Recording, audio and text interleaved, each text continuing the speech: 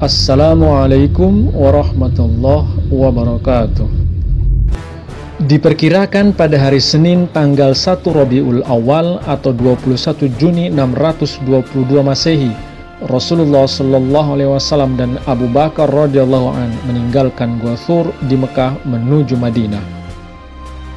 Kaum Mekah tidak begitu saja membiarkan Rasulullah pergi. Mereka akan menghadiahkan 100 ekor unta bagi siapa saja yang berhasil mengejar dan menangkap beliau hidup atau mati. Suraqah bin Malik berhasil menyusul Rasulullah dan Abu Bakar, namun ia gagal membawa kembali dua pelarian itu.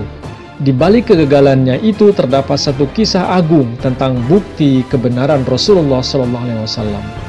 Kisahnya dapat disimak di video sebelumnya. Sebelum kami lanjutkan, sejenak kami ucapkan terima kasih bagi teman-teman yang sudah subscribe, dan bagi teman-teman yang belum, silahkan subscribe channel ini agar tidak ketinggalan video-video terbaru dari kami. Terima kasih. Setelah peristiwa yang terjadi dengan Suraqah bin Malik selesai, maka Rasulullah dan rombongan muhajirin agung itu kembali meneruskan perjalanan. Sadar akan bahaya yang mengancam dari para pemburu dari Mekah, yang pastinya mereka terus berusaha menemukan Rasulullah. Oleh karena itu, perjalanan hijrah ini menempuh jalan yang tidak biasa dilewati orang-orang. Rombongan itu melalui rute memutar untuk menghindari kejaran kaum Quraisy, maka perjalanan menjadi lebih panjang dan lama dari biasanya yang kalau ditempuh jika menggunakan rute yang biasa dengan berkendaraan unta hanya memakan waktu 2 pekan lamanya.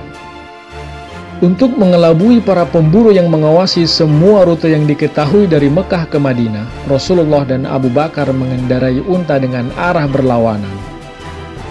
Mereka terlebih dahulu bergerak ke arah barat daya sampai tiba di pantai Laut Merah. Madinah memang ada di utara Mekah, tapi ini adalah rute yang paling mungkin demi keselamatan mereka.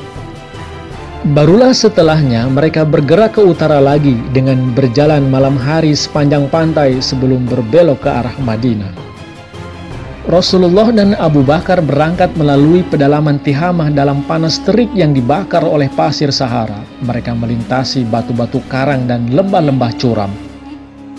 Mereka tidak mendapatkan sesuatu yang menaungi diri mereka dari sengatan panas tengah hari. Tak ada tempat berlindung dari kekerasan alam yang ada di sekitarnya.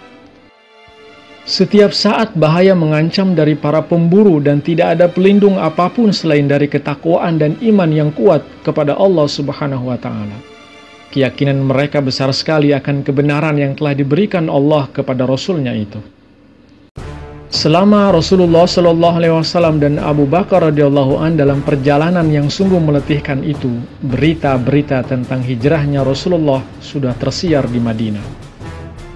Penduduk kota sudah mengetahui bahwa Rasulullah telah banyak mengalami penganiayaan dari kaum Quraisy Mekah.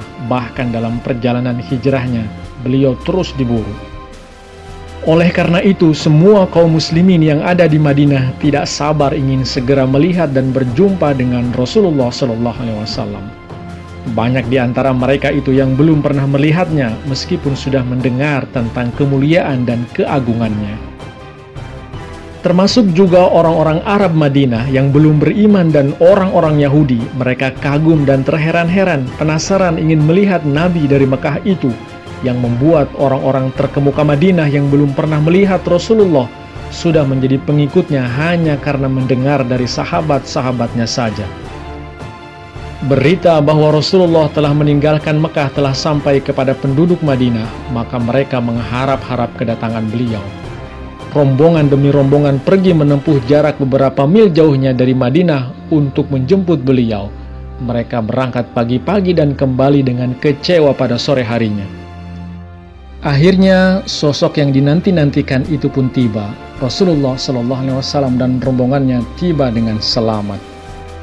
Rasulullah mengambil keputusan untuk singgah beberapa hari lamanya di Quba, sebuah kampung dekat Madinah. Pada saat itu, seorang Yahudi telah melihat 2 ekor unta dan memastikan bahwa penunggangnya tentu Rasulullah dan para sahabat beliau. Dia mendaki sebuah bukit dan berseru, "Bani Kailah, orang yang kalian nanti-nantikan telah datang."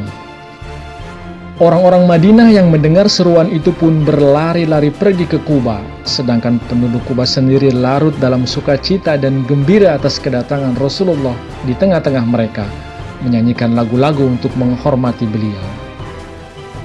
Selama tinggal di Kuba itu, Rasulullah dan para sahabatnya membangun sebuah masjid, sehingga masjid itu merupakan masjid pertama yang dibangun dalam Islam. Rasulullah Shallallahu Alaihi Wasallam tinggal 10 hari di Kuba. Sesudah itu kaum Madinah membawa tamu agung itu ke kota mereka sendiri.